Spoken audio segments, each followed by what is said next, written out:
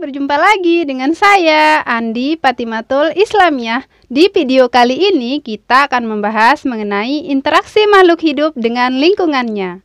Yuk simak materinya, mari kita belajar.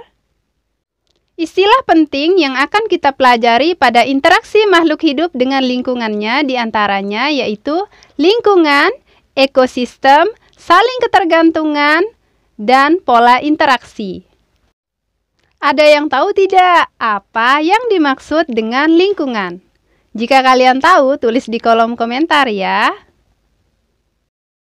A. Lingkungan.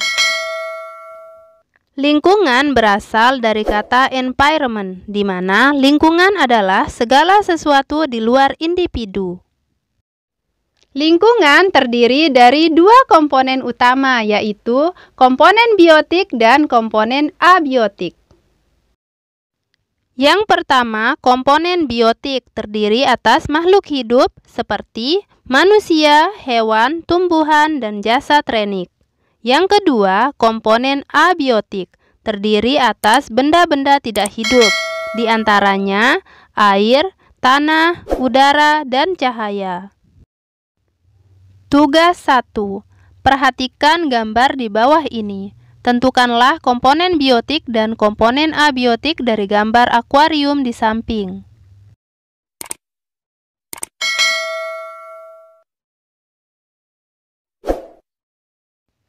Yang kedua, jelaskan apa yang dimaksud dengan A. Individu, B. Populasi, C. Komunitas, dan D. Ekosistem.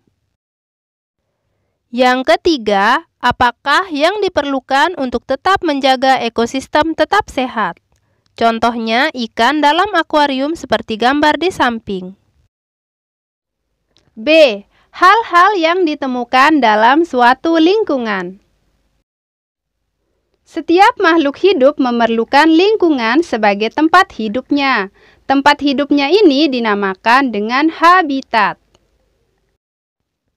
Dalam suatu habitat terdapat berbagai jenis makhluk hidup atau biotik dan makhluk tak hidup atau abiotik. Tempat yang kamu kunjungi merupakan suatu habitat bagi suatu makhluk hidup. Pada tempat tersebut akan terjadi interaksi antara makhluk hidup dan makhluk tak hidup.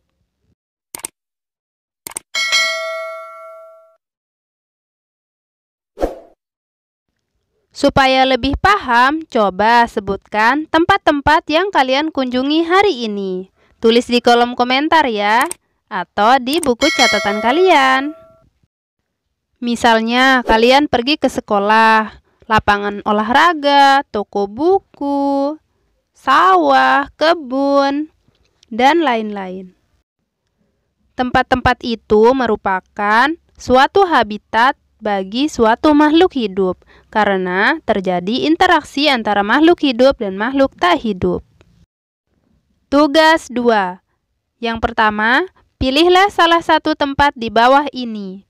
A. Lingkungan sekitar sekolah, B. Kebun, C. Sawah, D. Lingkungan sekitar rumah.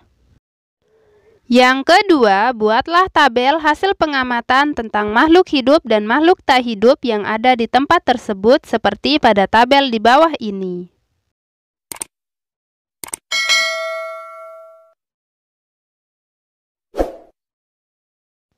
Yang ketiga, dari hasil pengamatan, apakah ada hubungan timbal balik antara makhluk hidup dengan makhluk tak hidup? Yang keempat, buatlah kesimpulan dari hasil pengamatan kalian.